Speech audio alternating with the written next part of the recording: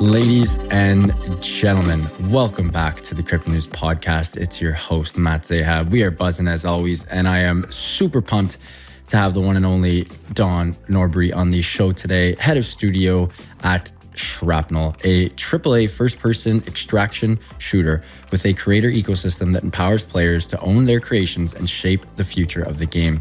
From the genre-defining franchises of Star Wars, Indiana Jones, BioShock, Sunset Overdrive, and Crackdown to the sports superstars Madden, NFL, and NASCAR, Don has redefined creative boundaries across platforms and player experience for more than 16 years. Prior to joining Shrapnel, he held senior positions at companies such as HBO, Microsoft, and Electronic Arts, also known as EA. What a friggin' bio. Can't wait to get into this one. Don, welcome to the show, my friend. How are you? Matt, thank you. I'm doing great. Pumped to have you on, man. That is an absolutely wild bio right there. Someone who has played a multitude of the games that I just read off, and obviously, companies like HBO, Microsoft, and EA. I don't think anyone on the planet who has an internet connection isn't aware of those three companies. Super pumped to have you on. Can't wait to get into this. Let's go right back to square one before we get into some of the gaming and nitty gritty. A lot of people would absolutely literally kill to have their feet in your shoes and to have worked on some of these incredible titles, worked with these incredible companies, worked in the gaming industry. Gaming is so frigging big right now. It's not even funny. People have no clue how big it is and how much time it takes up, how much of our bandwidth it takes up. But before we get into you present day and Shrapnel and Gamebridge, let's get into little baby Don all the way up to present day. Walking through your childhood, your past, oh no, some of the cool things you worked on, and then we'll get into why you made the jump from very cushy positions in Web2, taking a massive risk, jumping into Web3. But the floor is yours. Let's hear it. Yeah, I mean, little baby Don grew up in New Jersey, actually. My family moved to Florida when we were young because my dad wanted to play golf all year round. I love that. I already love your dad. Your dad's the man. Yeah, that was the up and down the East Coast experience. Ended up going to college for computing at Georgia Tech in Atlanta, which was a great first city, at that point in your life, on your own, first city experience. Not sure if I'd ever go back to live there. Ended up there for about 7 years for, a couple of years after graduating, just working there.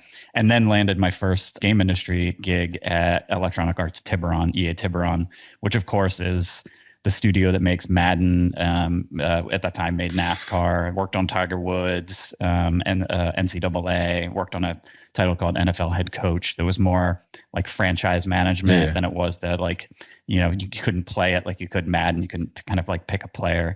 So that was a great place to, get my first launch off experience. Because you're in a studio that not only is just pumping out hits like annual title after title after title, but because of that cadence of it, you go through this very compressed production experience, right? You are guaranteed, if you go there in your first couple years, touching a whole bunch of titles, some of them completely from beginning to end, because the design, production, shutting it down, shipping it has to happen in this very specific window. For that, it was great for me. They headhunted me because I made a Neverwinter Nights mod, basically. Back, I'm pretty old. Back in that day, Neverwinter Nights, the original game, not the MMO that came out, had a great tool set and you could build your own campaign for it. So I did that and it kind of attracted their attention, along with my kind of computing background. And that's what kicked me off in the game industry. And then it was the kind of tour de coasts, I suppose. After that, I went to LucasArts now it's called Lucasfilm Games, but LucasArts at the time, worked on Star Wars and Indiana Jones. And then to Boston, to where I worked at Irrational Games. I was team member number 7 or something like that, 6 maybe, on the team that made BioShock Infinite. So at the time, most of the studio was doing DLC or something for the original BioShock. And we were kind of setting the architecture and the project and the team and everything that would eventually become the full, BioShock Infinite team. Then went back to coast again to Microsoft. So that's when I ended up in Seattle at Xbox. Was at Global Publishing for 6 years, which is great. It's great, altitude change. Had spent so long building products and studios and teams and everything. And when you do publishing, you're kind of, over a large portfolio. You're involved in the business decisions at having to look at the marketing and the biz dev and pitches and where things fit together. And for a place like Xbox, also like what the platform and company initiatives are and how you can orchestrate them into the titles that you're making. So there I worked on a ton, like Quantum Break, Rise, Son of Rome, Age of Empires, like that stuff, and was a lead for Sunset Overdrive and a lead for Crackdown 3. And then after that, went to HBO, where I met all the founders that we eventually created Neon, which is our the company that we built in order to make Shrapnel.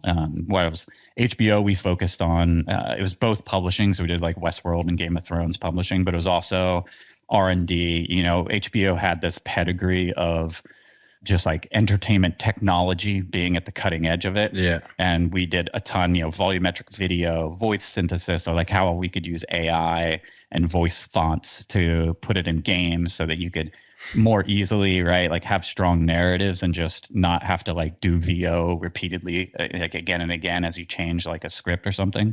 So that sort of stuff we also did a ton of while we were there. And I think that background and that kind of like who we are is what led us into blockchain gaming as well. Or like this is the nascent technology. There's so much opportunity here. I always use the analogy of blockchain to me is like what TCP/IP is for the internet. Like it's this underlying protocol that enables something. Yeah. Consumers don't care. They just care about what they can do. They don't care about TCP/IP. They care about using Instagram or something like that, right? They don't care about the back end. They care about the front end. What's in it for them? They don't give a shit what is behind the scenes, what kind of engine's in the car. As long as the car's running and it's fun to drive, that's all that matters. 100%. That's all it is. And that kind of takes us to, present. About 2 years ago, we kicked off Shrapnel in earnest as a project and started building the team and the architecture underneath and the game. And of course, it's like, looking back, we feel so naive, like that we were so naive at the beginning, and we've become much more sophisticated and mature now on how we do from an operational perspective, as well as like the shape of the game design and what we're actually building. Such a good story. I mean, heck, we could not even talk about Shrapnel or GameBridge and probably chat for 10 hours here, but we will get into that in a bit. But I do want to talk about your past just a bit more before we get into the Web3 stuff here. I would love if you could just take it, not a huge deep dive, but maybe just give a high level overview on the differences of creating sort of games that have IP from shows like a Game of Thrones or like a Star Wars or Indiana Jones versus a Madden, just to sort of to set the lay of the land for the listeners here. I'm a big sports guy. I always dabbled, played a little bit of the, the Star Wars and the Game of Thrones, not Game of Thrones, but games like the Star Wars and Indiana Jones. But when it came to the sports games, I always played FIFA. I always played Madden. I always played NHL. And it's pretty much same, but different. Very similar game. You're adding a couple new things every year. The biggest real changes is who gets traded to what team, right? I feel like, graphics get a little better, sounds get a little more vibrant, blah, blah, blah. But how do you go about creating a Game of Thrones or a Star Wars? Like that's wild. I'd love if you could just walk us through the process of how that happens from like, okay, we're going to create this game to actually shipping the game. And I know this is probably a 4-hour question, but if you could distill it into a couple of minutes, that would be lovely. It is. Yeah, I'll do my best. All of them have their own sets of constraints. I was going to say, Shrapnel is a title where we got to do all the world building and inception on our own. You got a blank slate there. Yeah, which I feel like is like sometimes easier, but sometimes harder, right? It can be paralyzing. We have a great set of people. We're great at it here in terms of going from the blue sky to refining what it's going to be. Everyone's kind of no ego, so we're great at like throwing shitty ideas out, like throwing bad ideas out, having them shot down, finding the next best thing. Like we'll do that repeatedly until you have something where everyone can resonate with it. But that is a completely separate problem. To address your original question, it's different with every license, with every franchise that you're going to interact with, right? Right. So with a Hollywood franchise, you talk about something like Game of Thrones or Westworld, those were very much in development at the same time. So you have a showrunner in the case of a show, right? And if that's happening at the same time, that's actually the most difficult example, because making creative stuff is hard and you're always trying to de-risk everything. There's so many places it cannot happen and not launch along the way that you're always just in this protection mode. And that applies to not just the showrunners, but also the financing around shows. So they're always trying to protect the showrunners and everything from people like us who are going to come in and make a game that maybe has conflicting storylines or conflicting plot elements. And they're like, can't do that. Everything's got to fit. And the show is the shining example. They're not always like that, but it's something you have to be aware of when you're, especially any Hollywood IP. With Star Wars and Indiana Jones, those were established IPs where, the majority of Lucasfilm's revenue comes from licensing, right? So they're used to this entire landscape. It's a well-oiled machine. And even though, nowadays, the majority of it's licensed to external studios to build something, and this was an internal studio, they still treated it relatively the same, which is we're licensing this internally. You still have to come up with the plot elements, what's the story going to be, and then we kind of verify and validate that that's okay. Has to pass all those checks, but it's still once you've laid out the story and the characters, that's the main part of what the licensing is going to care about up front. And then as you move through, it's sort of just a check and verification to make sure everyone's on the same page. But that's actually the easiest one, is because it's already established and it's their business model is very much based on licensing anyway.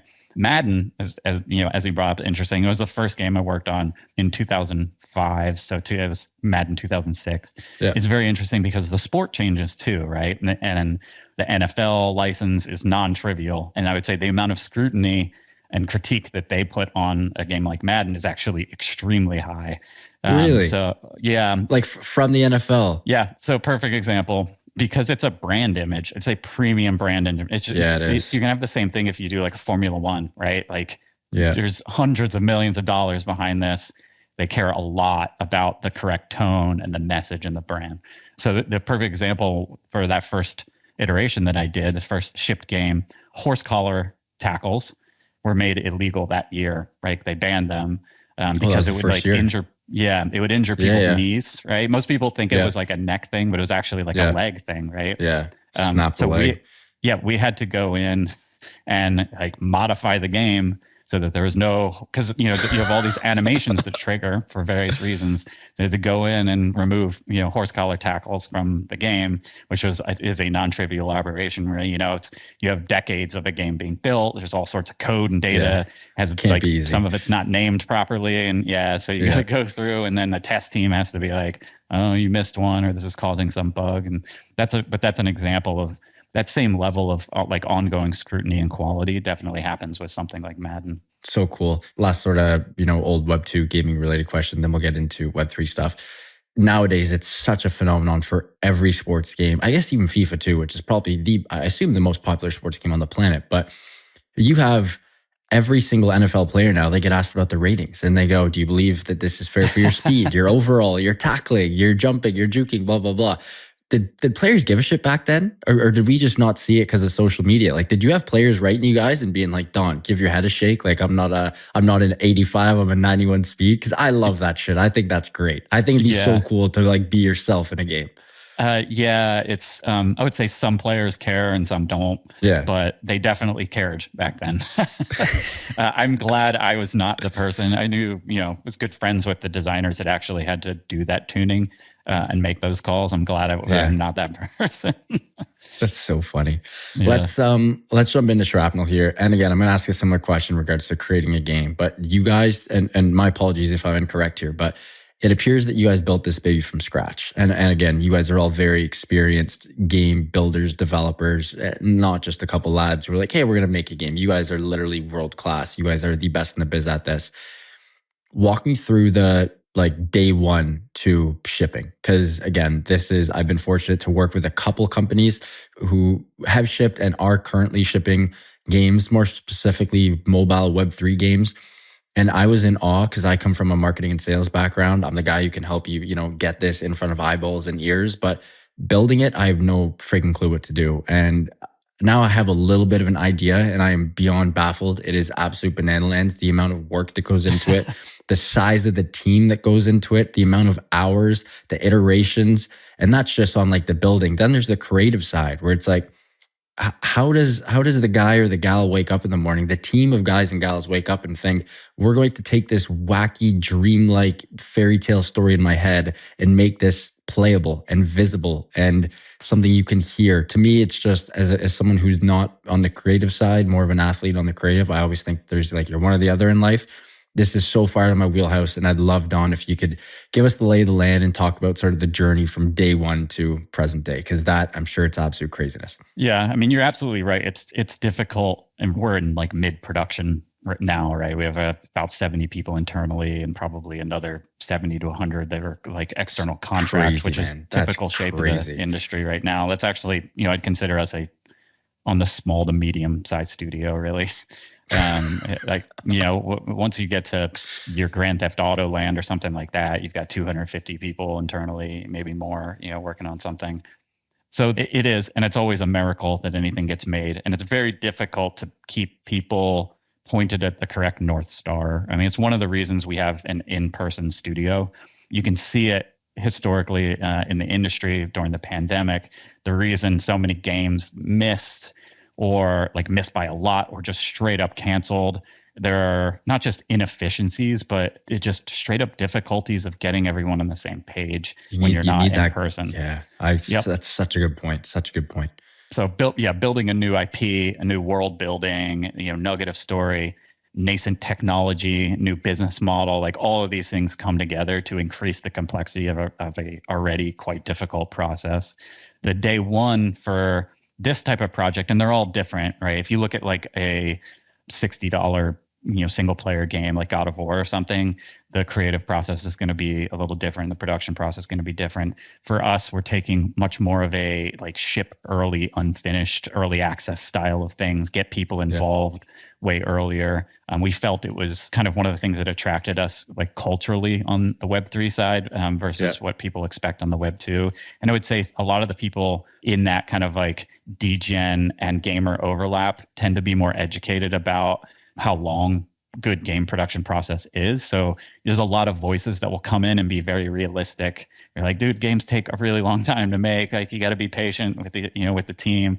You expect impossible things basically from a timeline perspective for them to deliver. So we always appreciate those people who are kind of like doing it at the community level. But at the same time, we try and be as transparent as possible. So from the very beginning, when we kind of laid out, at least for this project, we had the idea for a long time about just creator ecosystems. It was a creator ecosystems, and at the same time, we thought extraction games were going to be kind of the next evergreen design space. In the same way, Battle Royale had provided a construct for a lot of different games leading up to that. Sorry to interrupt here. Can you talk more about extraction games and exactly what they are and why they're so powerful? For sure. There's a couple pieces, and there's different styles of extraction games.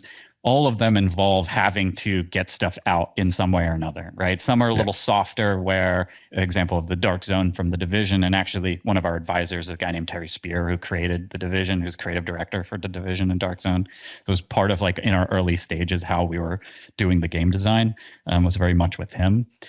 That is the softest version, where you don't really lose anything, but you kind of go in and you try to get stuff.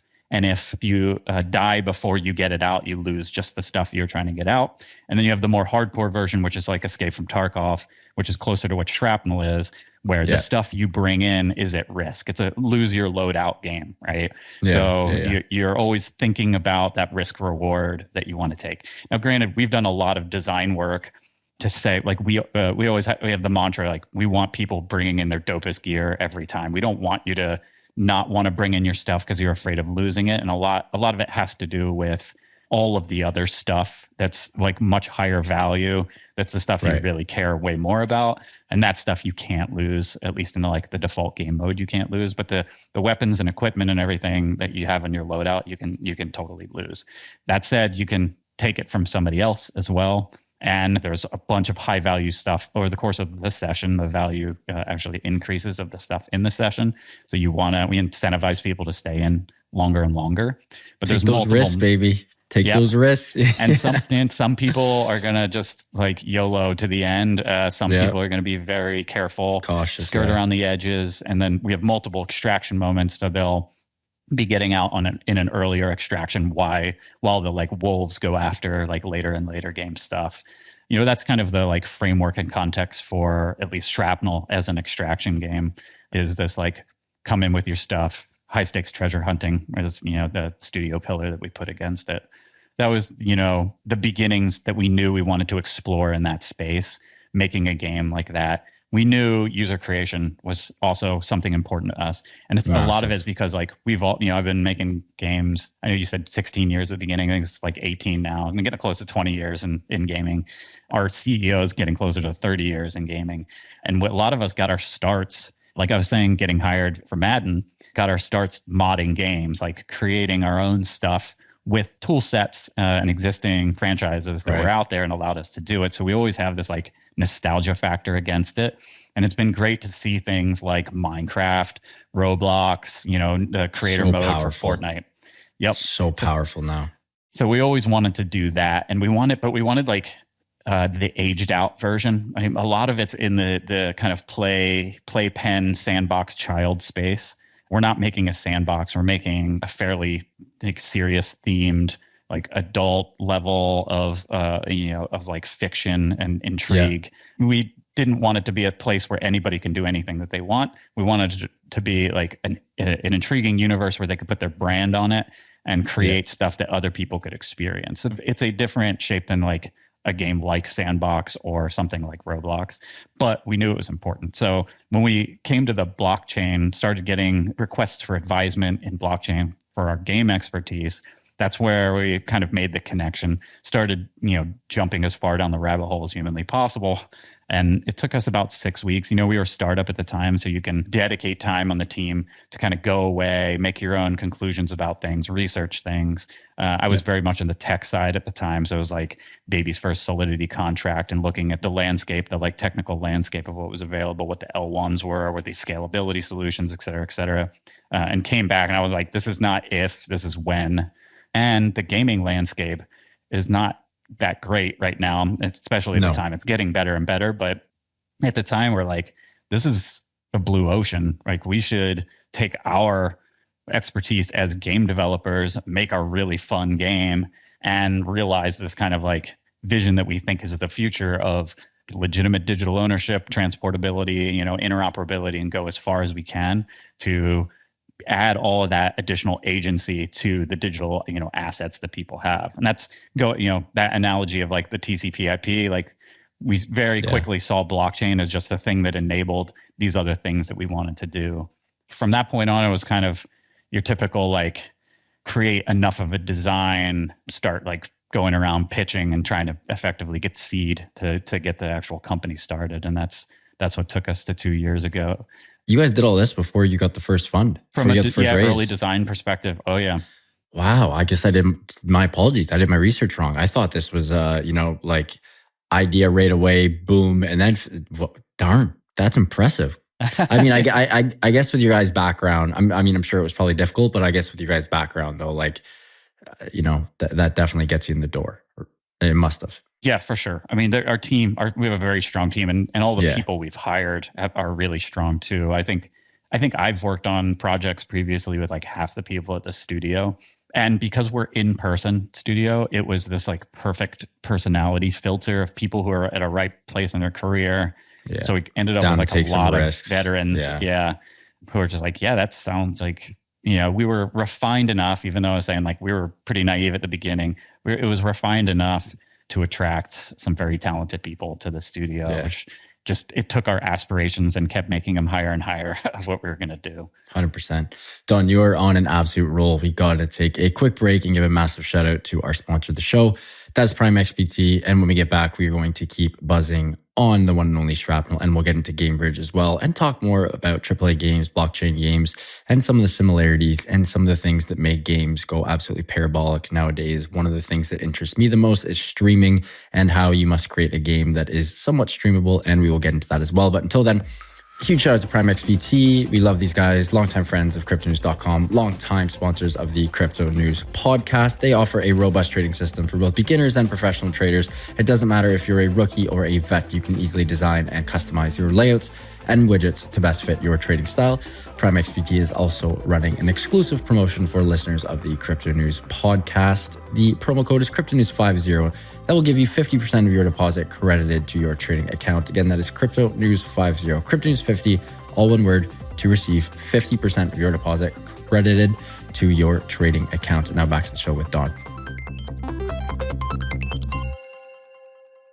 Don, before we get into GameBridge and a couple other of these super fun things, I want to talk about streaming. It is absolutely blowing up. You have these 12-year-olds to 23, 24-year-old men and women, boys and girls, who are literally making 8 figures a year, 8 frigging figures, and all they do is stream video games. It's absolutely wild. I'm 28 years old. I never watched any of this stuff when I was a kid, obviously. Now I don't, but again, I have tuned into all of them. I need to, because this is the field I'm in, and it would be nonsensical for me to not know what makes the good ones good and what makes the bad ones bad. But it seems like the Gen Zers are absolutely hooked on everything streaming related, instead of, like you and I when we were young, playing games or doing whatever. These kids still play games, but they just watch streams all day long, 24/7. Walk me through the importance of streaming present day and why it's so paramount for building a game to have easy streamability options for not just the gamers, but the viewers as well. Yeah, I would say it's not just streaming, it's social reach, period. Yes. As compared to like traditional media, right? But certainly streaming and the personalities kind of represented therein are a huge, a huge part. It's just, it's as much entertainment as anything, right? People find the types of personalities, like taste making that those people have, and then they become like super attracted to that person. And instead of just being a show that they can watch for 30 minutes or an hour or whatever, it's this like constant connection that they have, a human who has a ton of people following them. It makes perfect sense in the current landscape of like social connectivity that this is the human video connection that people like look to and rely upon. There's a kind of air of more genuineness to it as well, right? And especially in the Web3 space, I would say, it's really important to the point where you we always feel like traditional celebrities are like a huge red flag in Web3. Yeah. Where it's like, everyone's skeptical, meaning like, why who's is paying who? Snoop Dogg? Yeah, 100%. Right. So they want to see the people they trust and have a connection with, and certainly in Web2, like gaming, it has become the thing. I think the other part for the streaming portion as well is it's the best way if you don't know if you want to play a game or buy a game or whatever. It's this really easy shortcut. This is how I use it most formally. Like, I don't have standard personalities that I follow from a streaming perspective either. I'm aware of all of them, and we certainly have, and I'll speak to it in a second, like our approach with streamers. Yep. But I will go to people like streaming games to see like real legitimate gameplay, just not just see like, commercialized imagery and video. I want to see them playing the boring part and dying. 100%. Yeah, exactly. That is the very obvious reason it is the heaviest part of the actual, like, not just marketing, but awareness and how you get people into the kind of like social network of a game. Myth is probably our biggest streamer that we're associated with now, that we have a partnership with. He's a great one, at least in the US, because he has a kind of insatiable curiosity. When he's come to the studio, he actually spend like hours with our designers just sitting in the editor. Like, how does this work? How do I tune this? Like, why does this feel the way this feels? So he'll actually like get into the game making side of it, as well as just playing and giving feedback. Yeah. So you don't always see that in streamer and influencer. A lot of times it's like very transactional. He's like been an absolute delight partnership. But, we definitely see our approach of those types of people and the like best sorts of personalities to just create awareness and to have people understand who we are and what we're building, as well as, the like micro streamers as well, who are like looking to build their audience and have like franchises they're associated with. They represent also a like really great opportunity for win-win on both sides of the line. So we're including that in kind of our marketing approach as well. So yeah, we think that mixed with the other kind of social networks is the way to go nowadays. It almost feels like your traditional gaming media is following behind. They're like reporting on streamers or on social 100%. as opposed to leading it, right? the traditional media is a good indicator of how you're performing on these kind of front running networks, but not really like where you go anymore to try.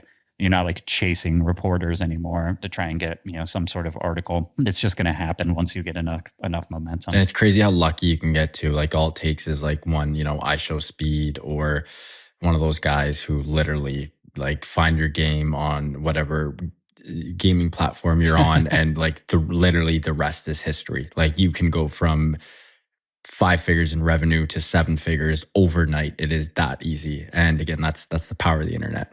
It's crazy. And it's global too. Like as important, heavyweighted, and popular as it is in the United States and Europe, if you go to the Middle East, they have streamers who have tens of millions of followers, like 30 million followers, right? Like we don't have anything close to that caliber in kind of the West. So, that's a more untapped region, I guess, in this space. But like the avenue is there to immediately have tens of millions of people who know about your franchise and are kind of like buying into it and becoming the players within that ecosystem. Crazy how it works. Let's get into GameBridge here. You guys recently launched GameBridge, which is an advanced and versatile Web3 game developer platform. So friggin' important, so paramount for not your guys' success, but paramount for just Web3 as a whole. You can't build good shit without having highly talented, motivated, world-class people on board.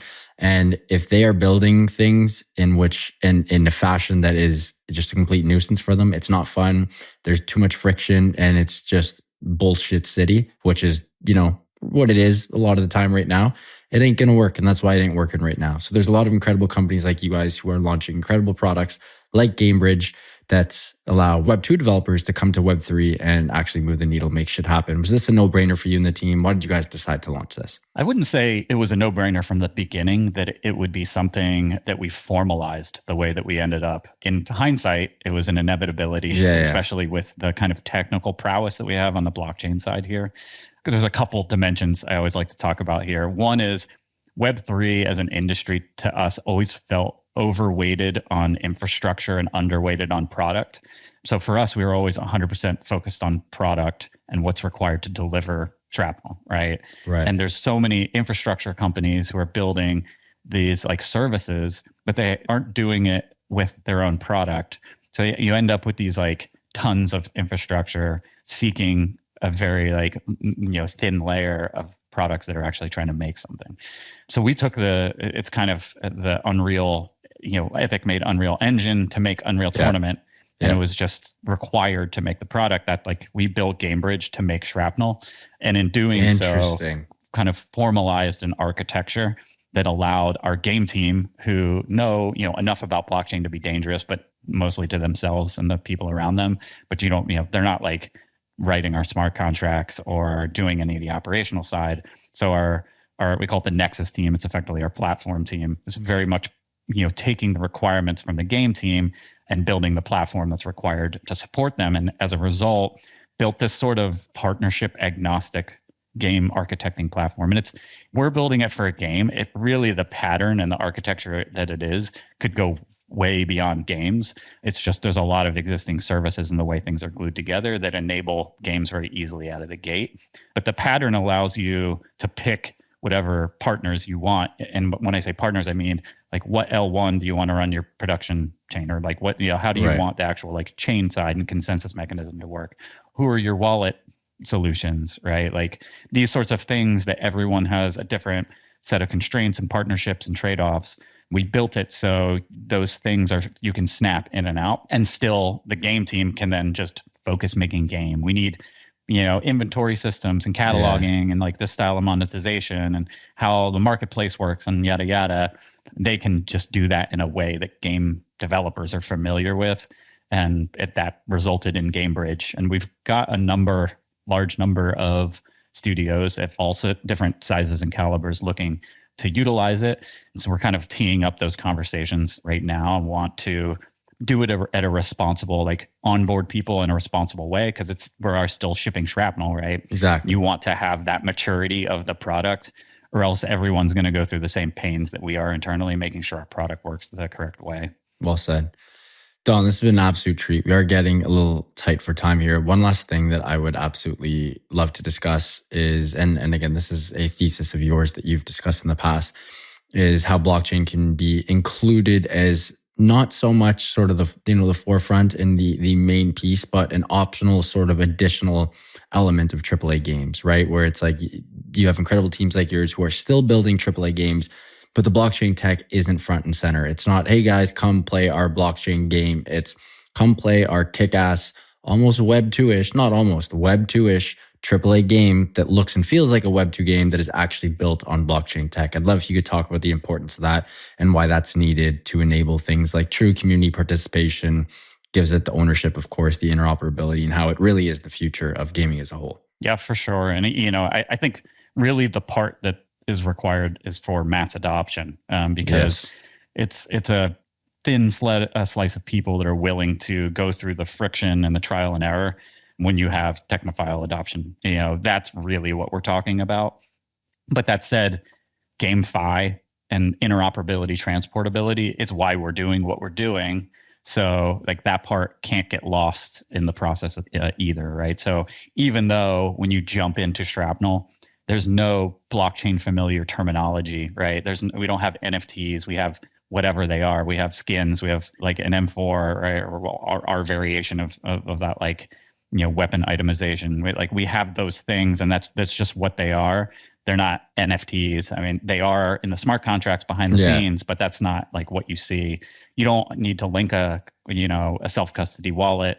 We have custodial wallet behind the account service behind the scenes. It's handling everything for you in a familiar way that you would in any other game.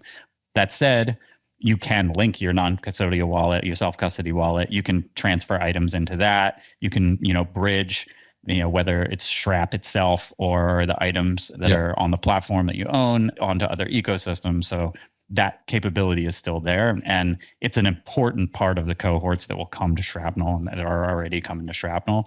But if you're going to have, 1 million concurrency, you need like the wider gaming audience to come to the title and not have to feel like they need to learn or know anything that's not in their like familiar space.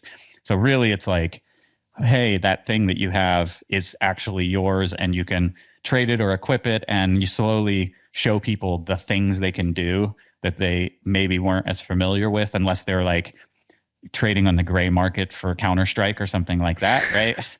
It's sort of like showing them the affordances that they have now, and then they'll get more deeply. Some of them will get more deeply into what it really means to have like blockchain-backed digital assets, what the other marketplaces are, what other games are like interoperable with Shrapnel itemization.